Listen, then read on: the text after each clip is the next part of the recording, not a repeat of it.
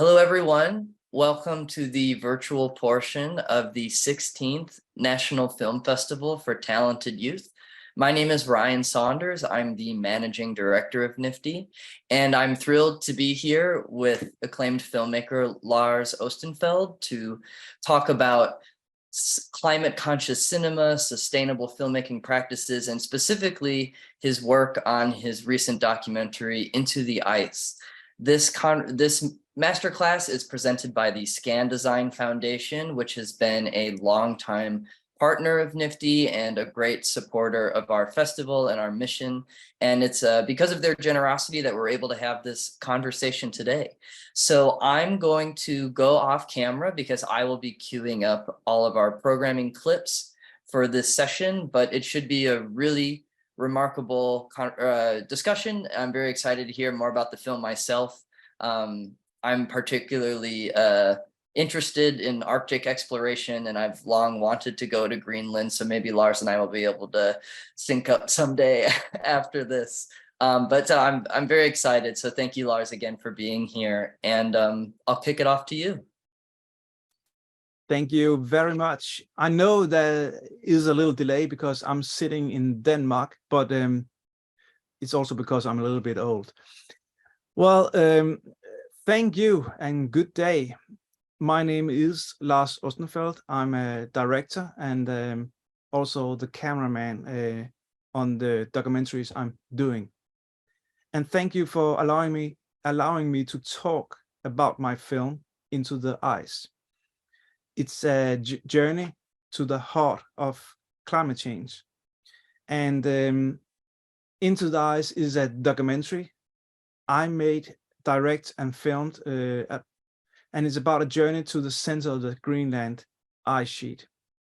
It's like stepping onto a desolated planet covered in snow and ice, and I couldn't imagine what there was in front of me 6 years ago before I start filming. And the reason I made this film was the film is actually my call to action to address the climate crisis. And today I will talk about making the film. I will show some clips, or Ryan, you will help me to show some clips.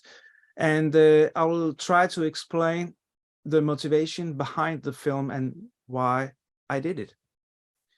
And yeah, I mean, instead of you sitting and forget a question, please feel free to ask them in the chat, and I'll try to read it and talk meanwhile, and I'll try to answer the questions. I hope it's okay. And I don't know how many of you have watched Into the Ice, but just to begin, just to get the feeling what we are talking about, I would like to show clip number 1, and let's take it from there. Ryan, can you please show clip number 1?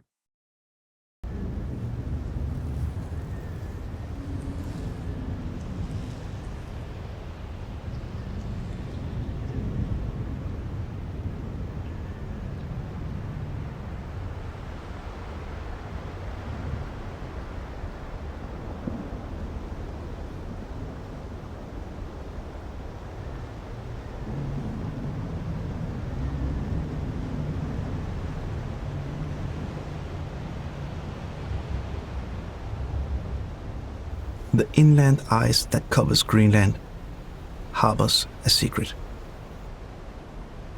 You can see our future in it. It's a secret carried by these meltwater rivers that form in summer and disappear in winter.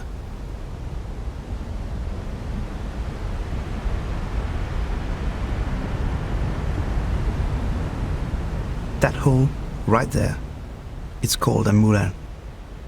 It's believed to be hundreds of meters deep, plummeting down through the ice. That's where I'm going. Thank you, Ryan. And the reason I want to show this clip, this is actually the beginning of the documentary. And first of all, I just want to show you, this is the Greenland inland ice sheet. This is the ice we are talking about, melting.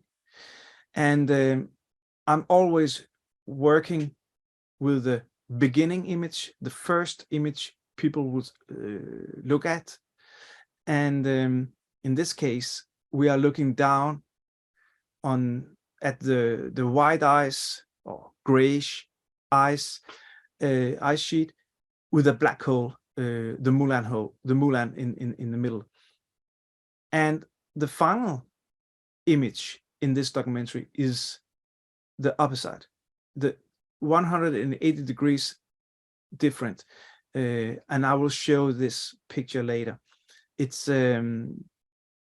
from inside the ice sheet, surrounded by dark ice, and we are looking towards a bright opening. So it's completely different. And this sets the scene for our whole story and the whole documentary. Before I continue talking about how I did it and how it was filmed and why and things like that, I'd like to take you back to the beginning. 6 years ago, I was sitting right here, sipping my morning coffee and reading about the record break, the record breaking melt of Greenland ice.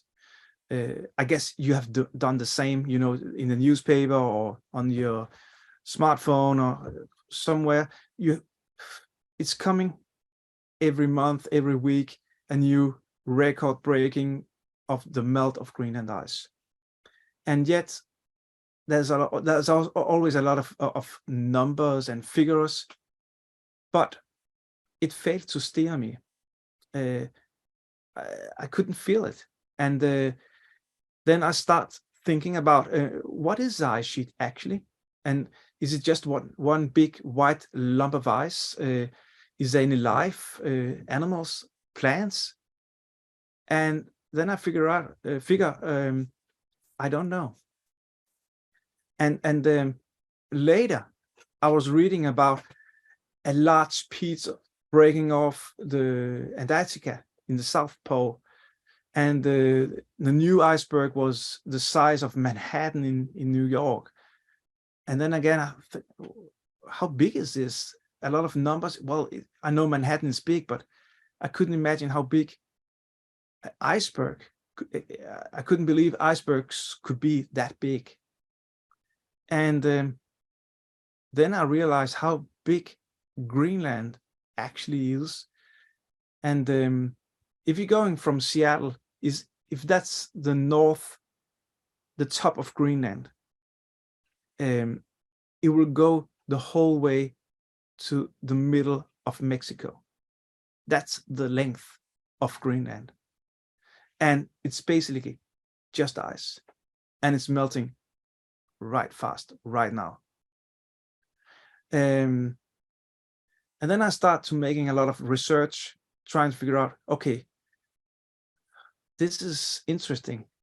I want to go to Greenland and I want to film in Greenland, showing people, audience, what it is we are talking about. But I couldn't get hold of the story yet. And then one day I saw one photo.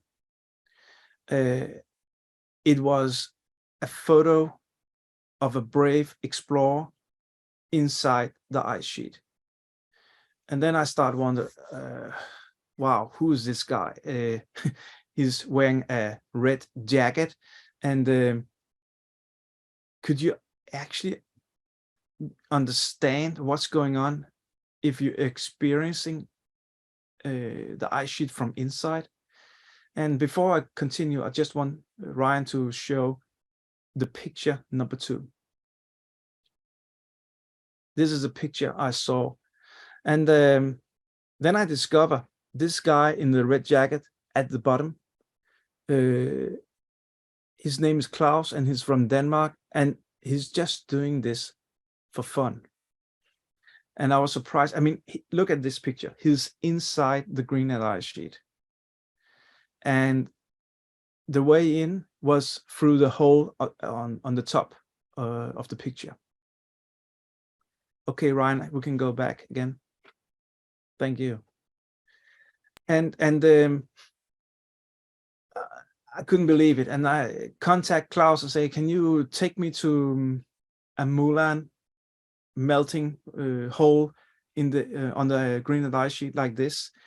And he said yes, if we do a lot of practicing, and because I have no idea how it is to be on the green and ice sheet. And before I could go there, I start looking of others documentaries trying to tell me about the climate crisis, and there's a lot of film out there.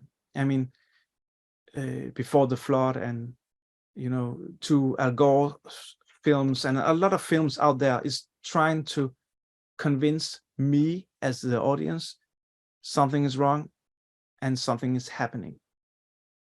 So when I decided I want to make a documentary about the green and ice sheet, I was trying to tell myself, and okay, we already know something is wrong, and I want to make a film. This is happening. This is what we are talking about, in hope to evoke emotions rather than just present facts. So I want to give the audience emotions rather than facts. Of course, facts is important, but yeah, I want people to feel it instead of just reading about it or someone to tell about it.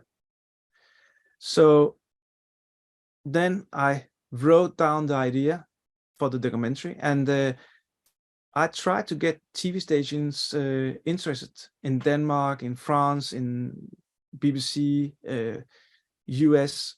A lot of people. I'm trying to sell the idea. This will be a documentary about ice. The ice is melting, but how fast, we don't know. And I always got the same answer. The ice is too far away. The research or the science films, research films are boring. And using the word climate change, don't do it. It's take away all the audience and nobody will watch it. And so don't use the word climate change. We can't send it on our TV station because we will lose the audience. So I got a big no from almost everybody. But I have the feeling it was very important to tell people about this. So I went to the foundation and told them I want to make a film about science and scientists, and with their support we could avoid being boxed into a TV format. It's always like that. If you go into a TV station, they want you to use this host or doing 3 episodes like this and this, but we're totally free if we can get some money from a foundation, and then we can decide what to do and what to film and what to say and how to make it, the documentary.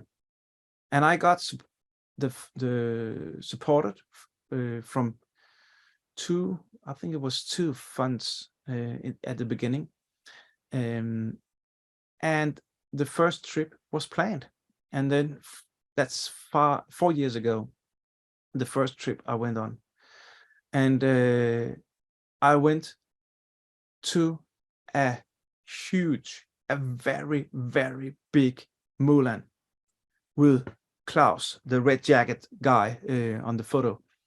And I think we can roll video number 2, Ryan.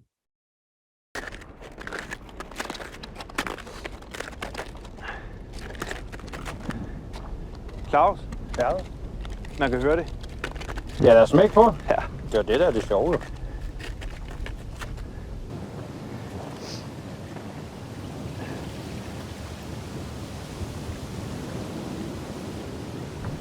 The ice is melting and sea levels are rising.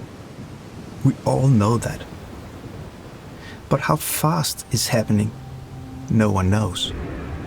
Even though that may be the most urgent question we need to answer right now.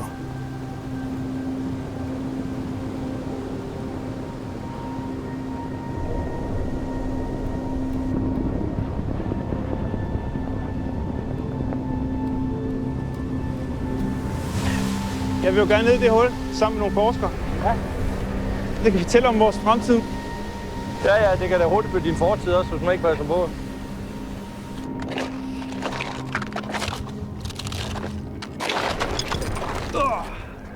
Hvad så, Bambi? Den falder af hele tiden. I don't really have much experience on the ice. I know more about film cameras, lenses, white balance, and depth of field. Thank you, Ryan. Well, this is my first trip to the Moulin, and I was shocked how big it was. It was 20 meters in square, and nobody knows, or nobody knew how deep it was, but it was big, and a lot of water was melting on the surface and trying to get into the Moulin and disappear in the black hole. And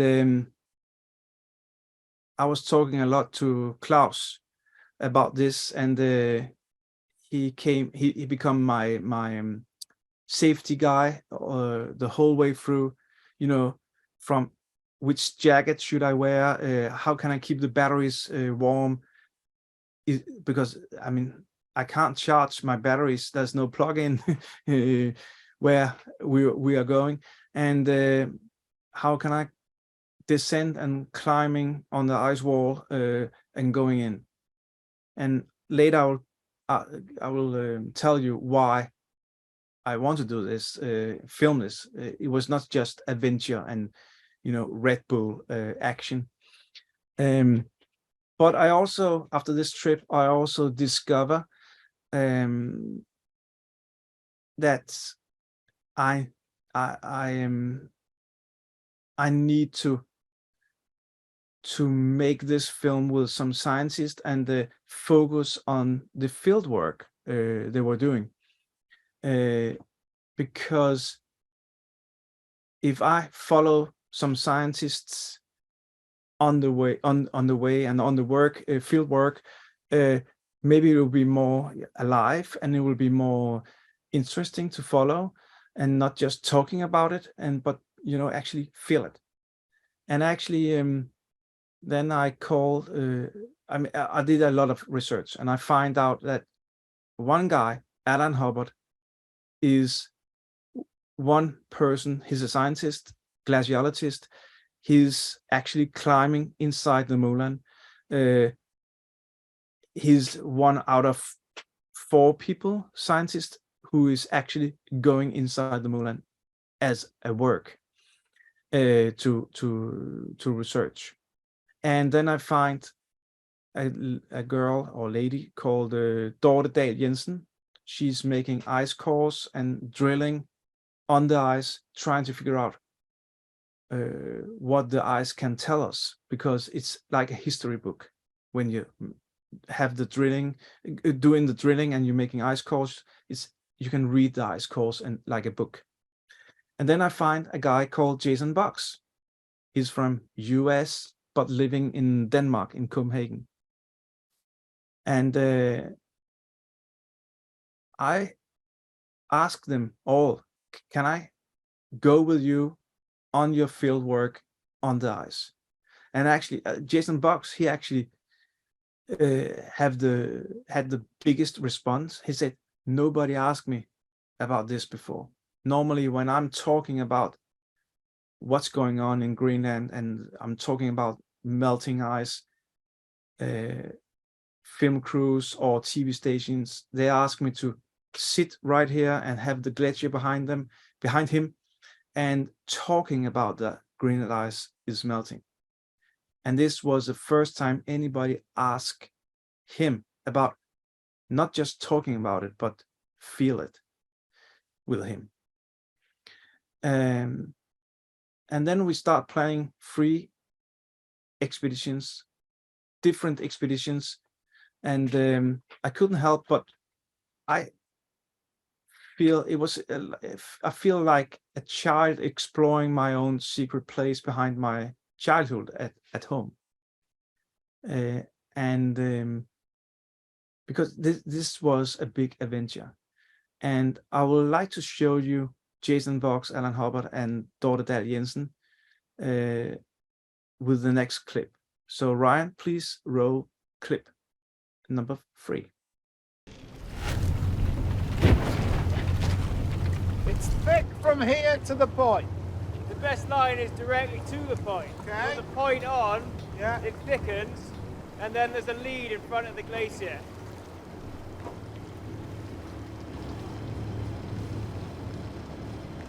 But we're at 8.8 meters now.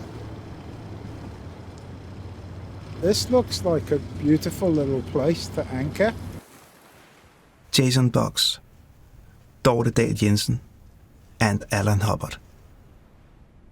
3 scientists, each working at the forefront of climate change research. All experts in their fields. By the way, Jason, Yeah. is it safe to walk? Just Yeah, it is. You got a big crevasse there. Where? The next one is here. wow. Yeah. See this snow bridge here? It's not thick. No. And if you stand on that, you're just gonna fall in, and you can see. I mean, that's easily 15 meters. Oh, no. Come back. What? That's a snow bridge. Well, what you were standing on, that wasn't safe. You know, these take lives. Wow. Okay. It dawned on me how few scientists actually get out on the ice themselves. The bulk of our knowledge comes from satellite, radar, and computer modeling. But this data doesn't tell the whole story. I will follow Jason, Dorte, and Allan out onto and into the ice as they seek to find what they call ground truth. For 20 år siden, der gik man faktisk direkte ind på isen, og nu går vi virkelig langt ned, før vi kommer til isen. Når man går på isen, så går man gennem klimahistorien. Jeg kan se, at den meget mørke is, der ligger der, det er is fra istiden, som er mere end 11.000 år gammel. Og så når man kigger ovenover det, så ser man det lysere is. Det er så den yngre is, som er ikke ældre end 11.000 år gammel.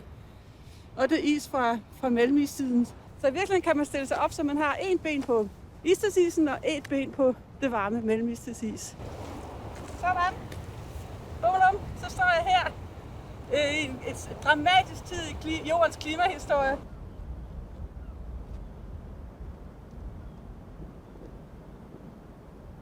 This is just one instrument of many here. We've been studying this glacier for over a decade now. So we have a pretty good idea about how this glacier behaves now. I think it's important to come here and make the measurements and just not sit behind a desk and download your data off some satellite. The only real way to know what's going on at the base of the ice sheet is to access it. You've got to drill holes, you've got to put sensors down there. You have to go down there and find out. Thank you, Ryan. Well, I want to try. I was trying, because there was 3 scientists. I was trying to know their personalities and motivations behind their work. And Jason Box, he's a family man, and he's really a family man. And we went on the expedition in the South Greenland. We camped 100 kilometers out on the ice sheet on 1 kilometer thick layer of frozen water. 1K thick frozen water. I mean, it's not the most obvious place to camp, but it's possible. And I brought a big camera.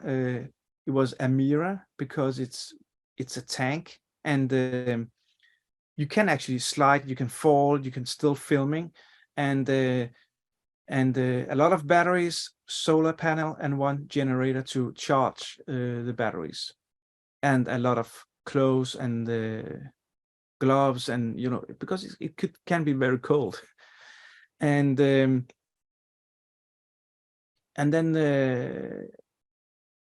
it was all kind of weather. I mean, it was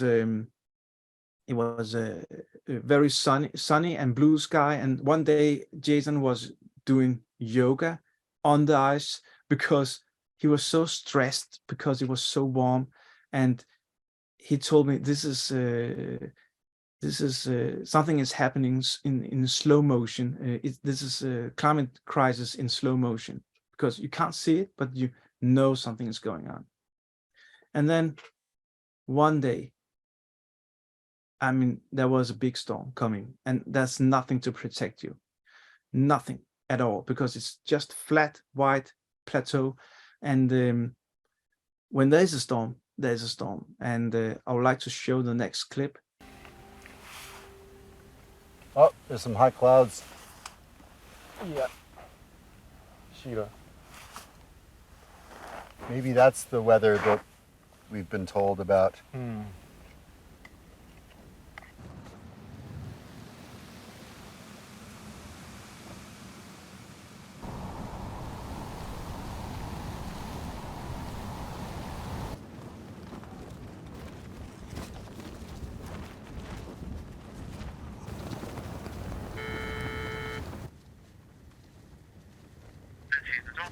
Hello, is this the Met office?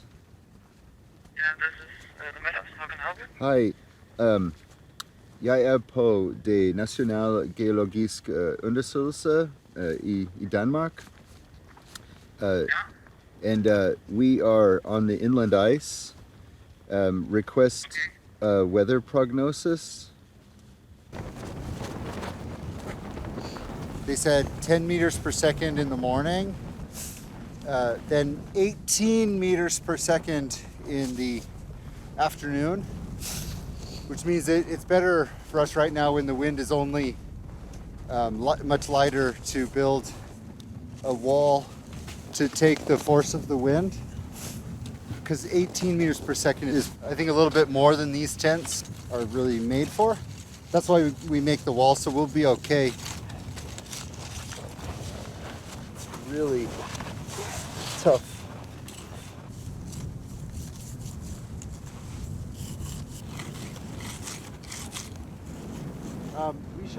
We should go down, because this layer is so difficult, it's so hard.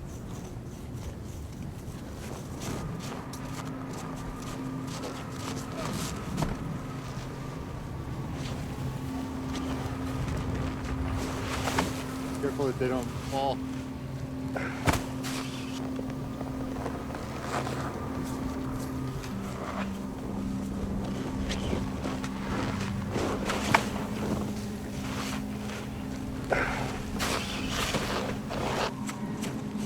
I can't help but wonder, what will happen if the tents are torn to shreds and leave us lying here in our sleeping bags The saw in the middle of the inland ice? makes it flat.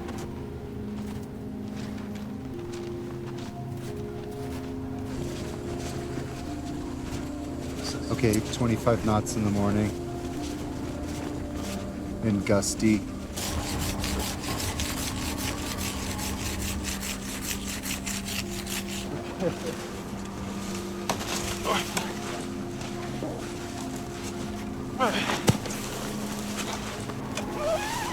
The wind will be stronger building to about 40 knots. I don't know how fast 40 knots is, and I'm not about to ask.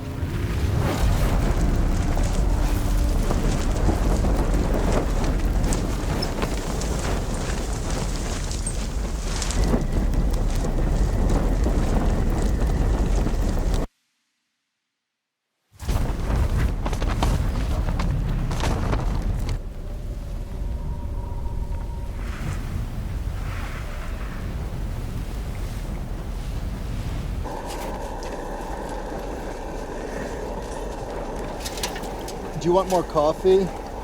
Yes, please.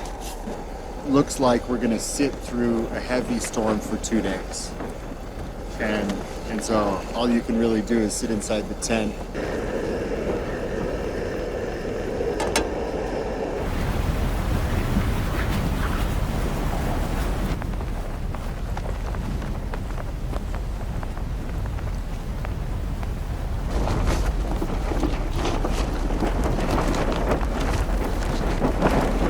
Thank you, Ryan. Well, this scene have everything a good scene needs. Everything a scene needs. I mean, it's drama, it's very visual, stunning, and it's a very good clip to show because it's actually telling a lot about my feelings during the whole filming of this documentary. Because at the same time, while I was standing there with my camera, I thought, well, I also need to survive. I need to survive too. And I put the camera down and I start helping building the snow wall. I was making the snow blocks. And while I was doing that, making the snow blocks, as I could see them going around with headlights, and the sun was going down and the storm was going up. And then I thought I need to film. So then I grabbed my camera and I start to film, and it continued the whole night in that way. So I was, happy about it and not that happy about it. And a lot of situations was like that, because it's not, it is like another planet in another world, somewhere out there in space, and nobody can come and pick you up. There's no helicopter when there's a storm like this. You are absolutely alone. But after 2 days sitting in a tent, it was fun again. And and we continued traveling. And another lesson I got from this trip was, this is not just me following them. This is not just a film crew. And by the way, it was only me and a sound guy. That was the film crew total. But it's not just me filming and them making signs. We were a team, and we were traveling together, cooking together, putting up the tents together. We were doing everything together as a team. And that's all. That also allows me to get closer to the scientist, instead of, me. I'm a director. I want to film the science, and there was a big line between us. It was not that way. We were a team. And after the trip with Jason, I went with a trip with Dorte Dahl Jensen. And let's see the next clip, number 6, with Dorte. Ice and ice core drilling have been central to the career of Professor Dorte Dahl Jensen, or as Jason puts it, Dorte, she's very much about science with a capital S. Big science. For the past 20 years, Dorte has led one of the world's most ambitious scientific projects on the ice. Together with a group of 50 scientists, she's drilling 2.5 kilometers into the ice to understand what is happening to its core as the world heats up. So now you can see the ice core inside, and now they're going to pull out the inner core barrel with the ice core inside. That's the pose.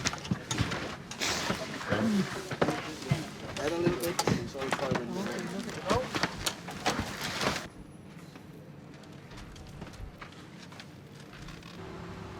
Jeg tror, vi har mere end 80 tons is her, og mere end 20 kilometer iskerne. Men for mig er det ligesom at gå gennem en historiebog og gå forbi alle de her kasser. Jeg har sådan ligesom en historie at fortælle om hver kasse, hvis det skulle være.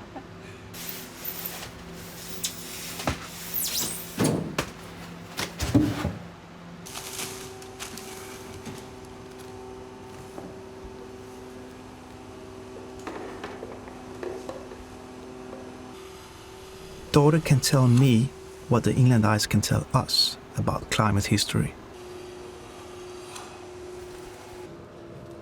Det er faktisk is, der er fra istiden. Det er 11.900 år gammel.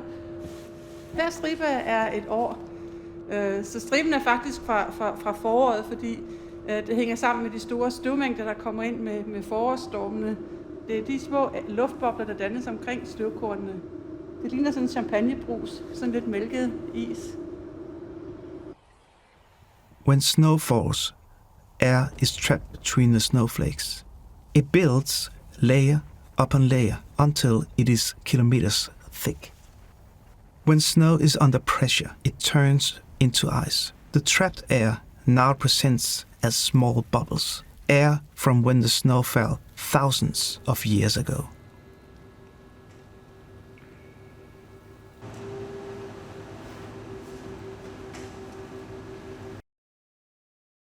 I think it's incredible how much you can read in the ice sheet during the ice cores, and you can actually read a lot of things. And that's actually why they can say the ice sheet, the world was this warm, and once upon a time there was this, how much water sea level there was, and things like that. The last trip I was on was with Alan Hubbard, and it is like this. During the summer, the surface of the ice sheet melts, and it creates a lot of rivers and lakes, and it flowing down into a moorland. But what happened when the water? What happened with the water inside the ice sheet during the winter time? Nobody knows for sure. And the trip with Alan Hubbard was actually to find out what's happening with the water inside the ice during the winter time. And we came back to the moorland, like you saw the moorland. In the beginning, I was there with Klaus, and then we came back. And this time it was with Klaus and it was with Alan Hubbard. And the task was in 10 days. We got 10 days trying to descend, trying to see if we could find a water table inside the ice sheet, because that could be a sign that the ice sheet is moving much faster, because the ice is sliding towards the sea, and it's sliding much faster when there's water underneath.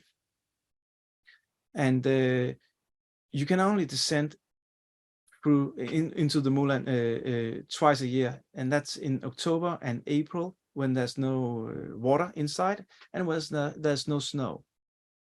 And we flew in with a helicopter, and when the helicopter disappeared from sight, I knew this was the moment I had been waiting for many years. now it was time to go deeper into the ice that any human before me and anybody have been done before. And I was going with my camera, and the next day we did it. And I would like to show the next film, and it's number 8, Descent, it's called.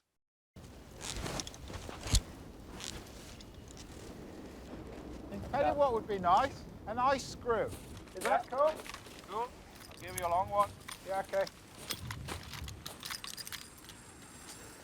Yeah.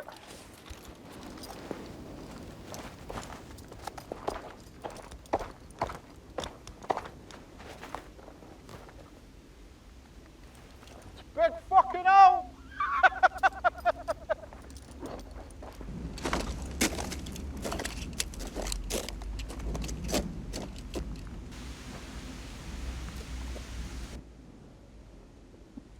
So how deep are you now, Alan? I don't know. I mean, I'm fairly sure it continues much further. It's pretty intimidating. Very beautiful. I mean, there is a lot of icicles and ice sculptures in here. It is something out of a LSD trip, that's for sure. Are you going to come down and have a look? Okay.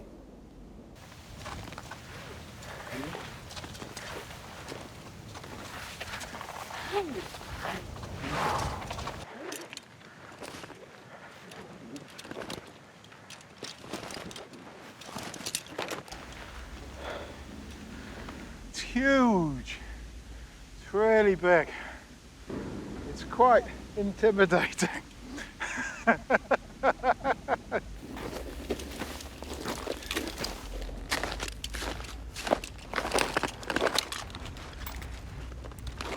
Tager det i små steps, så vi tager først ikke så langt ned i den her gang. Okay. We have no idea how deep the hole is. All we know is that we have 4 200-meter lengths of rope. Og Claus, jeg går lige her. Ja. Okay.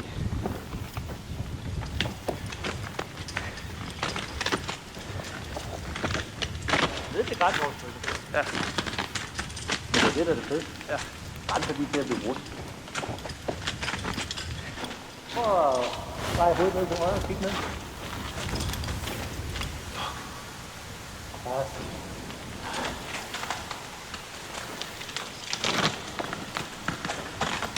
Nu skal du lige møde det. Ja. Jeg ved godt, det er. Jeg skal lige have ro på. Ja.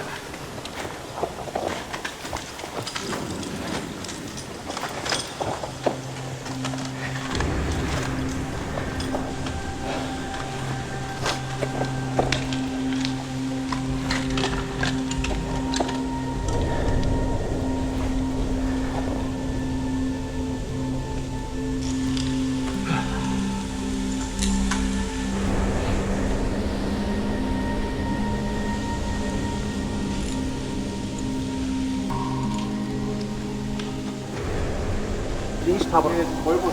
Ja. Det er fordi, der er blevet ramt på. Okay.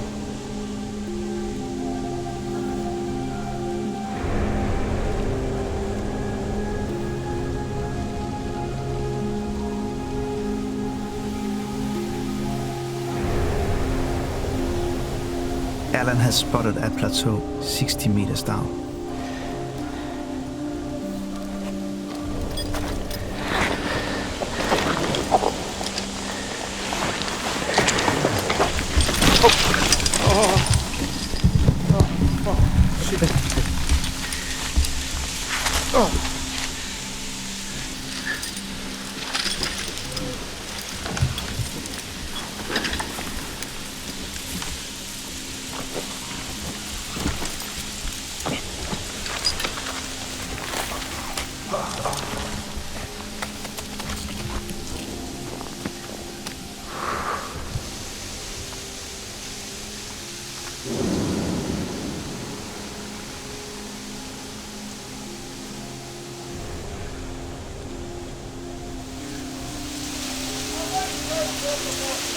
I can't see it right now.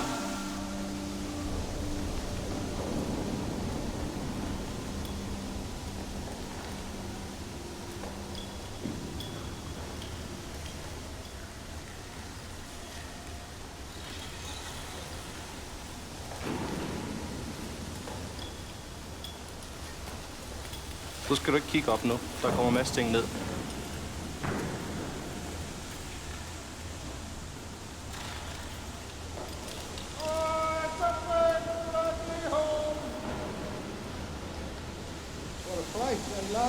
Ja.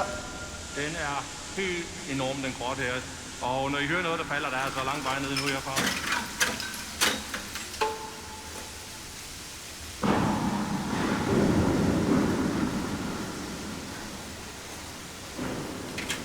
I still can't see the bottom. It's much deeper than expected. You having fun, Lars? I think so. I can't talk. No. This is as far as we dare to go today.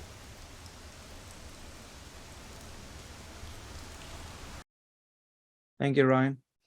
Well, why going down? I want to film and show what researchers are doing and how they find out the results. Instead of just shout out and put out a lot of figures and numbers, because I want people to feel it and I want a personal connection with the audience. And it got an enormous impact. A lot of politicians in Denmark and a lot of people watch this film, and it's traveling around the world. So I hope I have been doing something right, instead of just making a lot of noise. I was trying to make a good documentary, breathtaking and fun to watch, and through that put out of a lot of message that something is going on and we need to act and we need to take action right now. So I mean, not right now, it has been around in 100 film festivals and won 9 awards total yet so far, and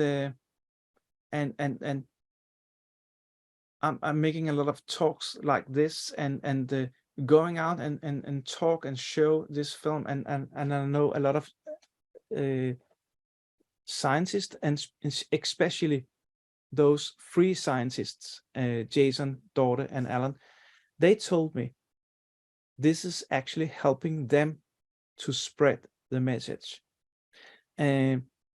Because before that, when Jason, let's take an example, when Jason is making a talk, he's using a lot of slides and graphs and models and talking about how important this is. But we know this is important. We know this. We need to give feelings, and documentaries and filmmaking or TV making. It's possible to give audience feelings, and that was what I was trying to do with this documentary.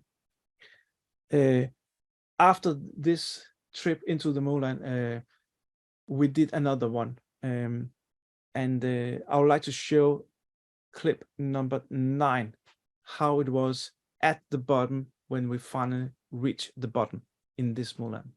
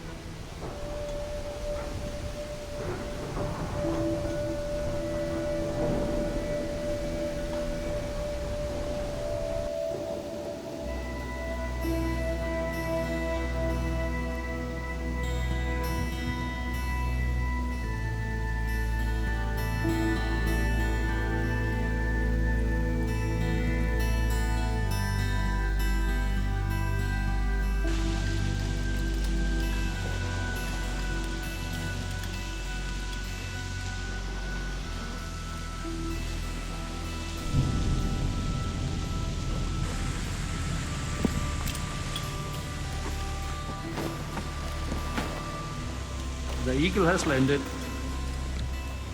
I'm on the floor. No, it's solid. 175 meters. Klaus has reached the bottom.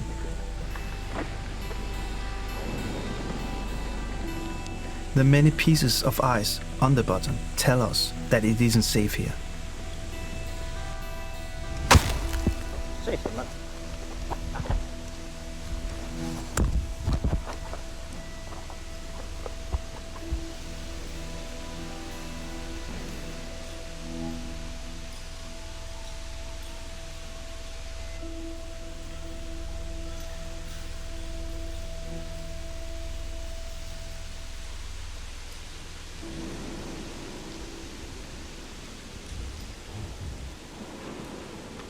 So how wet is it?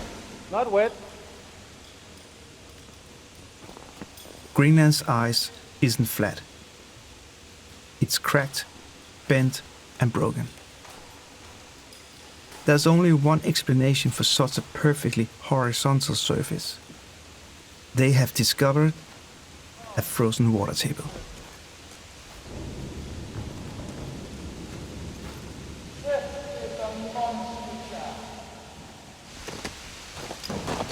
Oh, wow. Oh, hell.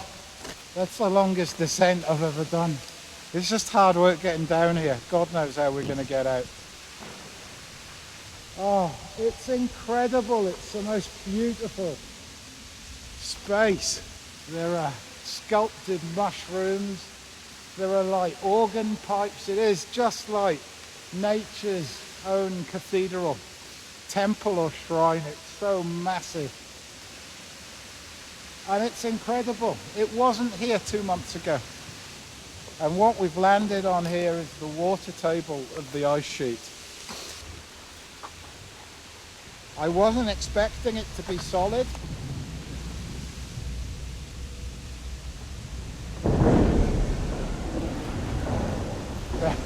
Did you hear that?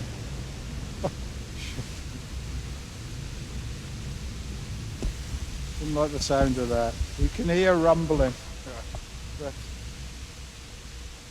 I guess we're gonna... It's just nuts. You get out of here again? I guess the quicker we are, the better. Yeah. This looks very unstable on that side. The plan was to drill through the frozen water table to see if there was liquid water underneath. But the ice is moving a lot right now, and the warmth makes it too dangerous. It takes Alan and Klaus 2 hours to get back up.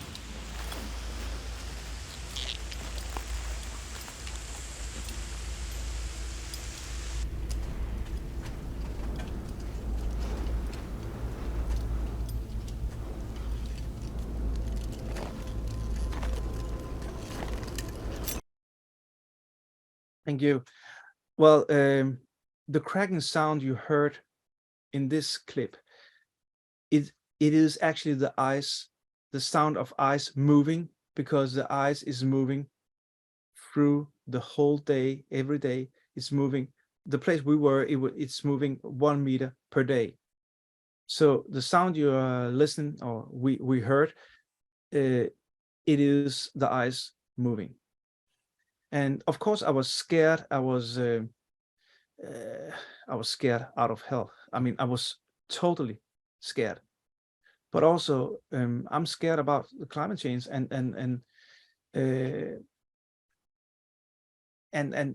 actually, I always, also at the bottom of the Moulin, I was always thinking it's more important to deliver the message and tell people something is going on, and we have to listen to nature.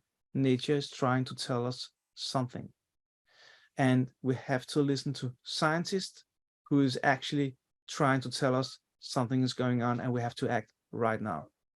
So that was actually the theme of the documentary. And yeah, I just have to read. Sorry, I have to read some questions out here. Okay, I don't have to rush. You say, well, yeah, and okay, I will continue. When I'm talking about the ice is moving every day, and the place where we were, it's moving a meter per day during the summertime. That means also the whole Mulan is moving, and it was 175 meters deep. I mean, it's huge. It's so deep, and you can imagine what will happen if it's moving. It's a lot of ice. It's falling down, and yeah, it was scary. But we actually went back 2 years later. This was in October 2019, and then we couldn't continue. It was too dangerous. The ice was moving too much, and we decided to cancel the expedition. But still, they want to give the samples and take a lot, get a lot of data, drilling holes at the bottom, and they also and I want to film, and I want to make a better ending with some results. So we were planning going back, and the next time that was possible, that was in April.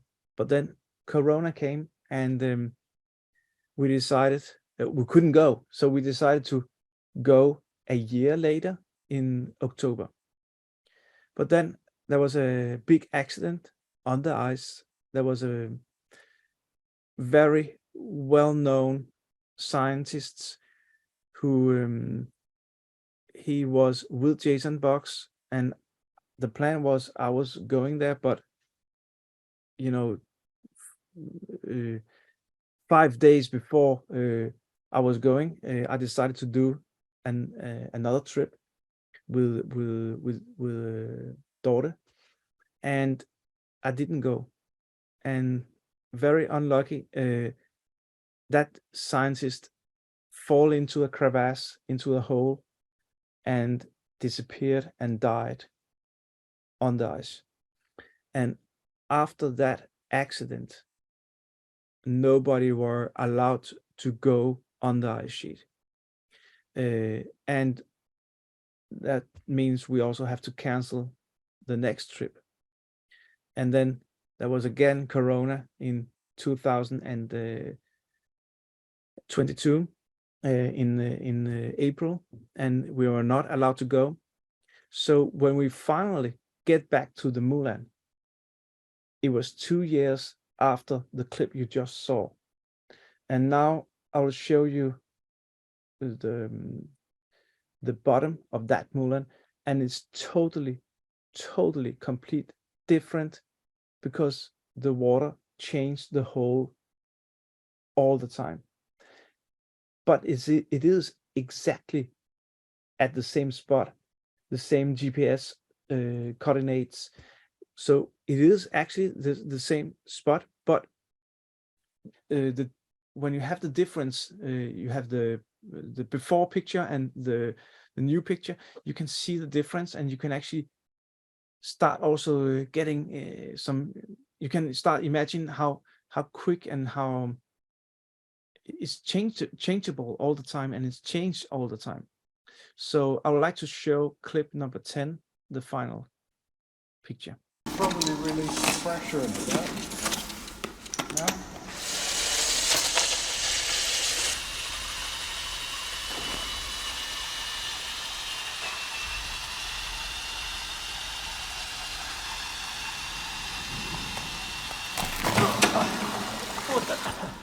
Hey, yeah, we have water.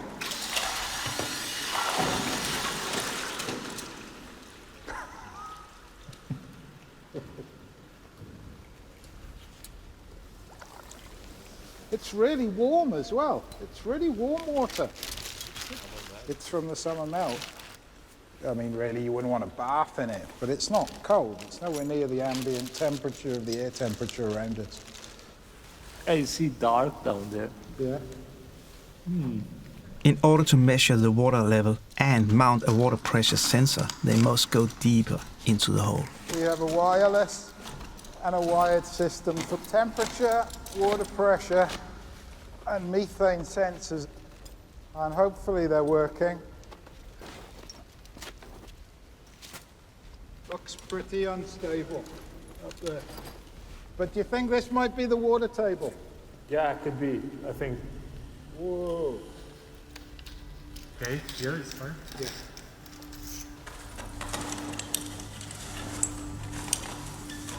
This roof above us is incredibly precarious. So it's not a matter of if, it's just a matter of when. We have to be quick, right?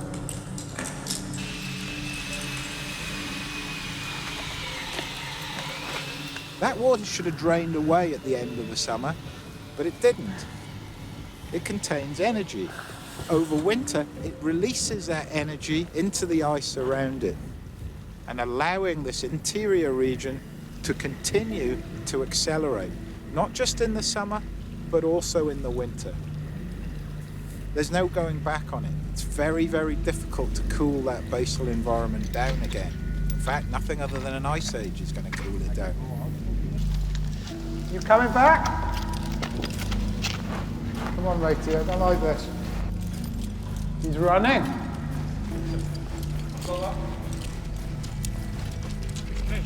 Did you get a measurement? Yes.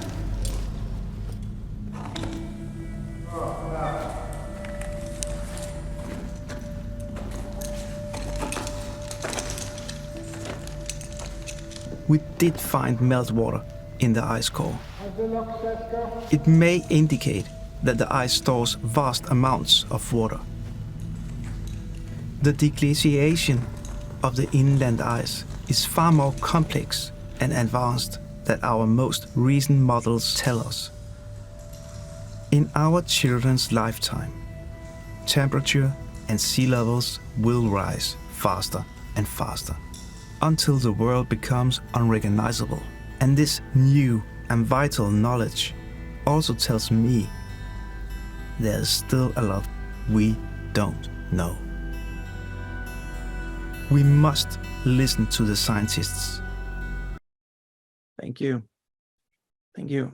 Well, the hidden world is both beautiful and terrifying. But I hope that those who see the film learn more about the ice and the ice sheet and what's happening in Greenland. And next time you read a newspaper about a record melting year, day, a record-breaking melt, you know what you're reading about, and I hope that will have a huge impact on what we're doing.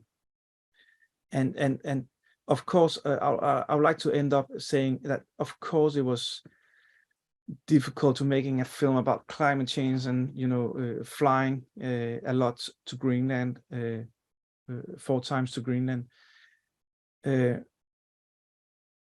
but I still have the feeling it was that worth, because it's a very important message to deliver. And I was going with the scientists and they have to go there to get the data and to get the knowledge about what's going on. And I want to give them opportunity to talk in a new way to audience, to deliver the message in a new way. And actually Jason Box and the film crew, we plant a lot of trees about after the trips to Greenland, trying to make everything good again. You can, if you can say that in that way. And that was one thing we were doing. And also I decided to go to the premiere, of course, in Denmark, that festival in Copenhagen Docs, and I went to one in Germany, and one in Italy, and I was taking the train. But after that, I've been done all my Q&A and all the talks and everything from this spot in my home with Zoom or another kind of chat, and I didn't show up at the festivals. That was also one thing I decided to do, because for many reasons, not just for climate, for the climate, but also you can spend a lot of time traveling around, and of course it's a very important message, but it's also important to start a new film. And I'm actually working on a new film about what's going on with the meltwater going into the ocean, because again, the scientists don't know. And I got a question, is there any advice for young filmmakers who wants to make change, and who wants to make change? And no matter if, I mean, it doesn't matter if you want to make a change or if you want to spread out a message, but it doesn't matter what or why you want to make a film and documentary. But I think it's a strong media, and it's very strong. I mean, the pictures you have been seeing right now, I believe it's much stronger than if I told you the ice is melting and it's going fast and something is called Mulan and the water is going down. You remember the pictures better. It's much stronger. And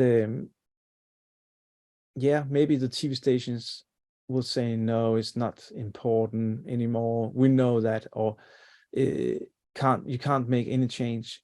But we can. I mean, it's a strong media, and I keep saying, if we stop telling people about what's going on, then we're lost.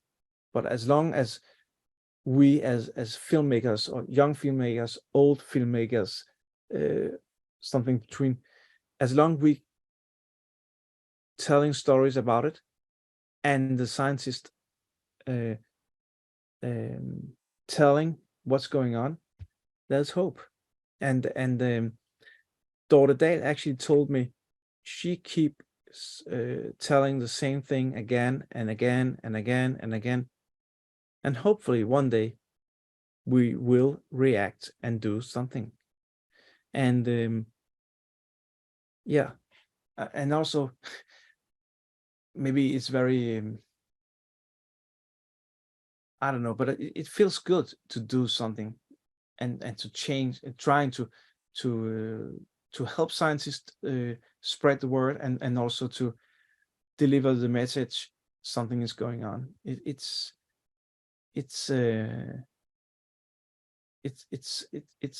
helps you as a human person. So actually that was what I wanted to talk and tell you about. I don't know if there is any questions, more questions about this. Otherwise, I would just say go in and actually, I know you can watch this film full length on BBC, on iPlayer. I don't know where in Seattle or any TV stations in the US. That's one question. Oh yeah, I will definitely keep making environmental films. I will. I think that's what I can do, and that's I love doing it, and it take me to some places I never dreamed about, and I'm working on. There's also a question: what is my next film? Well, one of my next film is actually where is we know it's melting the ice sheet in Greenland, and we know there's a lot of water coming into the ocean. But what happened when the water is going into the ocean? What happened with the life what do you call it? The life in the ocean, and what's happening with the Gulf Stream, the stream in the oceans. What's happening? We don't know, and actually, it's a big question. What's happening with the meltwater in the ocean? In the ocean, and that's my next film.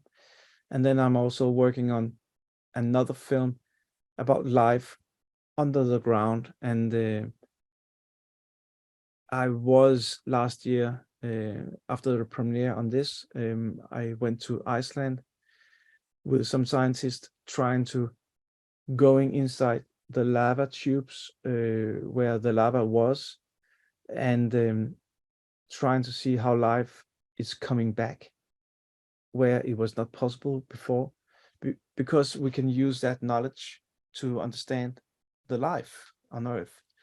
Yeah, I will definitely continue making films like this.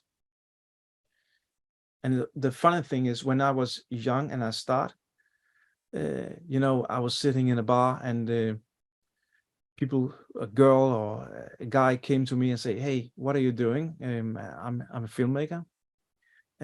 Oh, cool. What are you doing? What kind of films? Well, about nature and animals and environment, and then for kids. And that was not cool at all that time. But I will keep doing it, and I think it's changed now. So yeah, definitely everybody should do it. Okay, that's another question. I think I answered that question. It is a big dilemma doing a climate change film and travel a lot, but we plant a lot of trees, trying to make it kind of good again, and then I in this case I decided the message is stronger, and instead of staying home and talking about something's going on, it was very important to show something is happening, and show all the emotions and feelings from the scientists, and hopefully bring them to the audience, and then people watching this film will start feeling something is going on, and not just talk about it. And it's not just numbers and figures. It's actually something happening, and yeah.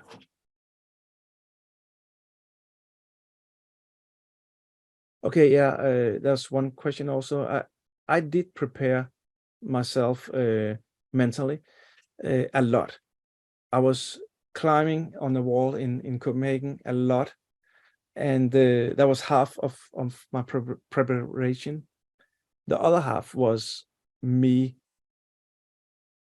thinking about going down in a black hole like that. I mean, and yes, I was nervous, and I was scared. I was terrifying, but my curiosity and the important. I felt it was more important to continue and film and show how the scientists works.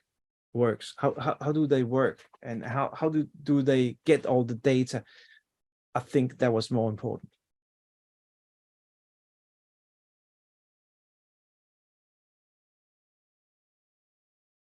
Well, there's no question. Cool. Well, thank you very much. I hope you enjoy the talk. I'm sorry, my mother language is Danish. I hope you understand just a little bit. Otherwise, go in and take a look at the film somewhere, Into the Eyes, and hopefully you will understand everything. So thank you very much. Thank you so much, Lars. It was a fascinating presentation. The footage is just unbelievable. Really, really remarkable stuff. So I just wanted to thank everyone who tuned in. We will have this recorded for posterity so people can check out later. And I also, once again, wanted to thank the Scan Design Foundation for making this possible. This was a pretty eye-opening talk. So thank you so much for being here, Lars. Thank you.